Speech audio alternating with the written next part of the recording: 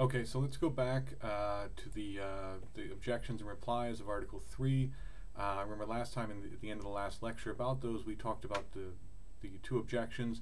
The first is that the objector says that if one of two contraries is infinite, then the other would be altogether destroyed. So if God is infinitely good, then there would be no evil in the world, because good and evil are opposites or contraries.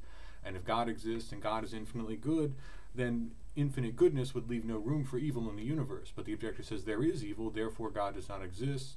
The second objection says that it's superfluous to suppose that God exists, because if you can explain everything in terms of either nature or human will and intellect, and the objector says you can, then there's no particular reason to believe that God exists.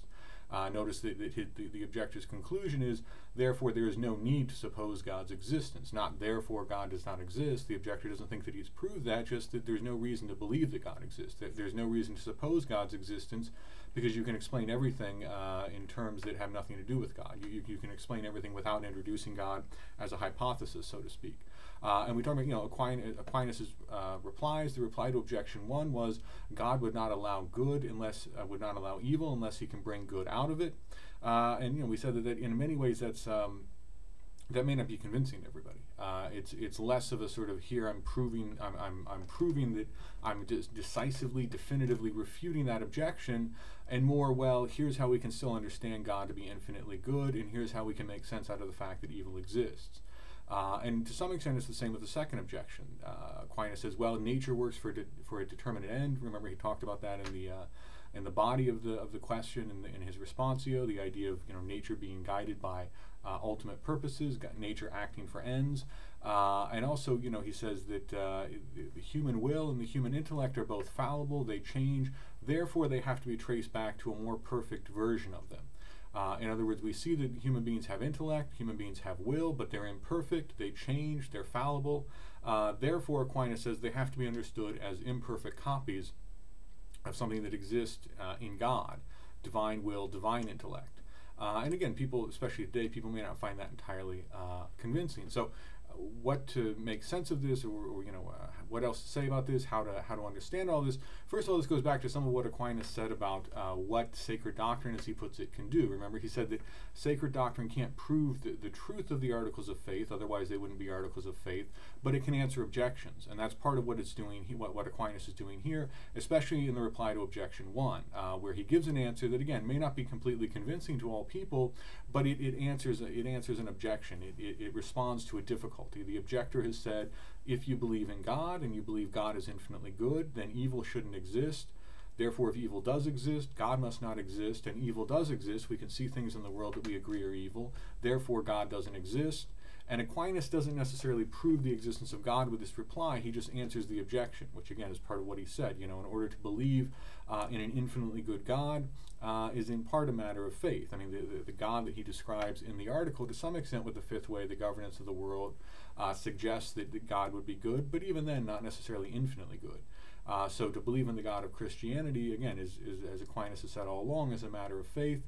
His reply to objection 1 is not about proving the existence of that God or simply refuting the argument against God for the existence of evil, but simply replying to it, showing that it's not a fatal objection to his own ideas. So if I'm trying to convince someone that they should be a vegetarian because eating animals is wrong, and they object and say, if you're a vegetarian, you can't get enough protein, it's not healthy. And I answer their objection. I respond to what they say, and I said, well, no, you can. It's easy to get protein as a vegetarian. You can eat dairy products and so on. I haven't convinced them that eating animals is wrong. I haven't convinced them to be vegetarian, but I've replied to their objection. I've answered the difficulty that they thought that they had found. So I haven't convinced them of my ultimate belief that I'm trying to convince them of, but I've answered an objection. I've answered a difficulty. I've shown that you thought that this was a sort of a problem or something that made it impossible to believe what I'm asking you to believe, or to act in the way that I'm asking you to act. But I've answered that and shown that it's not actually an objection. If I'm trying to convince someone to buy a fuel-efficient car and they say, well, small fuel-efficient cars aren't safe, and I show them actually there are many that are very safe, they have high ratings, here are the ratings, here's the evidence. Again, I haven't convinced them that they should buy a fuel-efficient car, I've just answered one of their objections. I've shown that something that they thought was a difficulty or an objection really isn't, and that's what Aquinas is doing here. He's just saying, look, this isn't simply a fatal objection. Again, you may not completely, believe my response. You may still find, you may still find that ultimately you don't believe that you think that there's too much evil in the world to believe in God.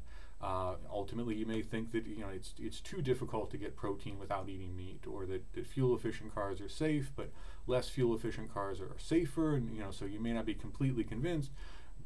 But as Aquinas is doing here, Aquinas saying, I'm at least replying to your objection, showing that it's not a simple contradiction of my beliefs. I'm showing that there's not a contradiction or a difficulty the way that someone might think.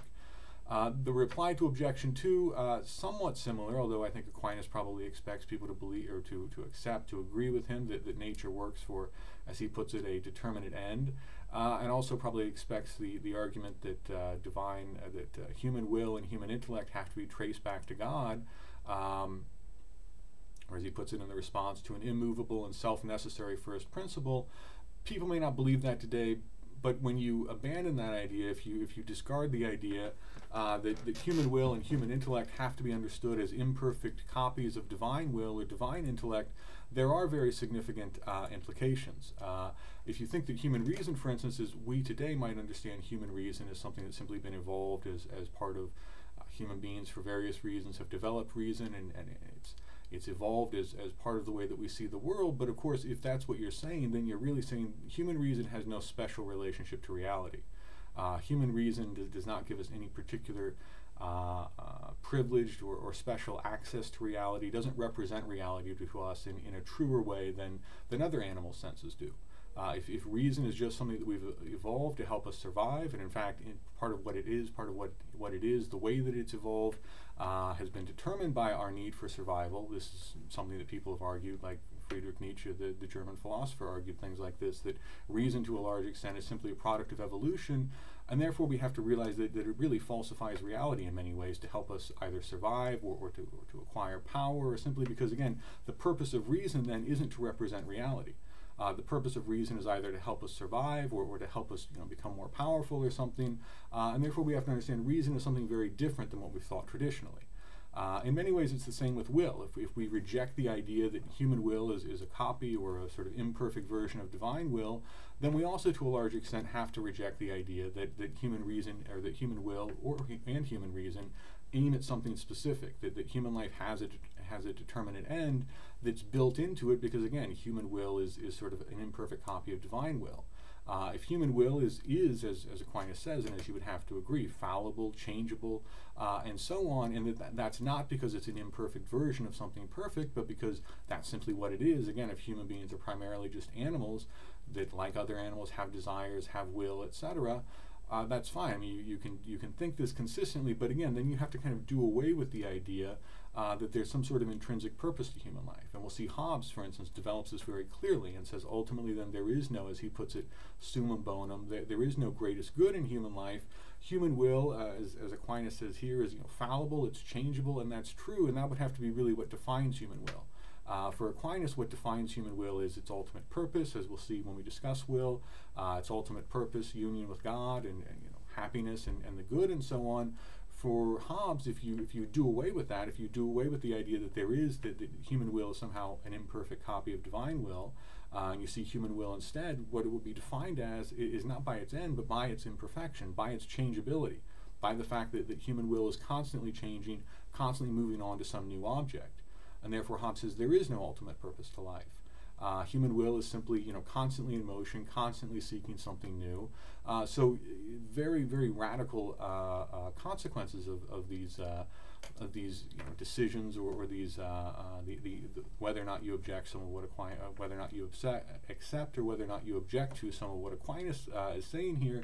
It's not just a matter of saying, well, I don't think he's very convincing here, so that's it, but keeping the basic idea of human beings that he has. If you don't think that he's convincing here, then you really have to get rid of the idea of human reason and the idea of human will that he has. And in a way you could say all of modern philosophy has been about trying to understand how to do that, or what it means to do that. Should we try to preserve it somehow? Should we? What does it mean then if we do get rid of it? How do we understand human beings?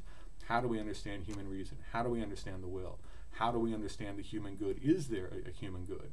Is there a distinctively human good? These are all questions that have enormous consequences, very, very difficult to answer. And so, we won't get into all of that in this class and discuss all of it. But again, just an indication of how relatively, or really not even relatively, how profound, how momentous these questions are.